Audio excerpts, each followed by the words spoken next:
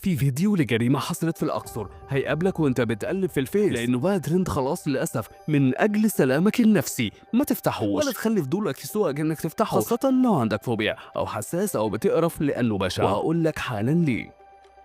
هو عبارة عن فيديو 25 ثانية، وقصة الفيديو علشان تبقى عارف هو إن موظف بعض الشهود قالوا إن مدمن مخدر شابو نزل الشارع في منطقة أبو جود في الأقصر وقابل واحد راجع من الوردية بتاعته، فمن غير أي سبب كده راح جايب رقبته وفصلها خالص ومسكها ومشي بيها في الشارع وهو بيقول كلام مش مفهوم وبيتصرف تصرفات غريبة زي إنه ياكل منها أو يغمس إيده ويكتب حاجات على الحيطة وأشياء من هذا القبيل. وطبعا الشرطة جات وحققت وقبضت على الجاني. تعالوا نعرف مع بعض هو عمل كده ليه. أنا أحمد طه، ما تنساش تعمل لايك ومشاركة علشان ننبه الناس، وكمان تتابع صفحتنا علشان كل جديد، وربنا يحفظنا جميعا. طيب المتهم ده عمل ليه كده؟ أقوال الشهود حسب ما هو منشور بتؤكد إنه بسبب الشابو، وعلى افتراض صحة إن السبب هو الشابو لحد ما تقرير النيابة يطلع ونعرف إيه السبب الحقيقي. فإيه هو الشابو ده وبيعمل إيه في الإنسان؟ من المعروف إن الشابو أو الآيس أو الكريستال ميث هو منشط بيصطنع من المواد اللي بتعالج البرد، بيتسبب في نشاط عضلي ويقظة وزيادة الانتباه ونشوة غير طبيعية، ولأنه رخيص وبيصنع في معامل بسيطة يعني سعر الجرام عامل له مثلا بتاع 300 جنيه اقل او زياده، وبتزيد على حسب العرض والطلب، ولانه بيعمل دماغ بسرعه فانتشر بسرعه،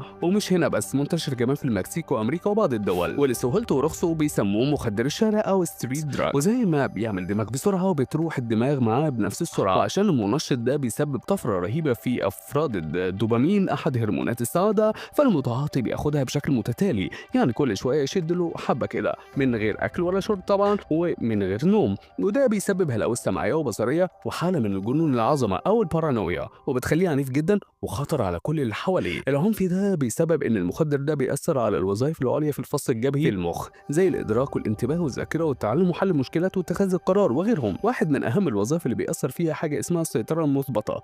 الوظيفه دي اللي بتخلينا ما نبقاش همج او نتصرف بعشوائيه، فالمخدر ده بيسبب خلل ويخليه عنيف وهمجي، وبيأثر كمان على حكمه في الامور، فبالتالي اللي بيتعاطى بيوصل لحاله اللي هي بيسموها غير مدرك الامور، ما بيفرقش بين خاله وبين عمه وبين ابوه وبين الشيطان والعفريت والخرفان والعجول اللي في المزرعه ولعب الببجي واي حاجه، وممكن يعمل اي جريمه بدون اي حساب. وللاسف اتكرر كتير، اخرهم الفيديو ده المقصود في الفيديو ده اللي فيه راجل بس معدي في الشارع حصل فيه كده. خليونا نتكلم في المهم. تاني بقول والله على ما اقول شهيد، محدش يفتح الفيديو من اجل سلامك النفسي بجد، بقول كده وبقول لك ما تفتحوش، مش هتخسر حاجه واديك عرفت اللي فيها.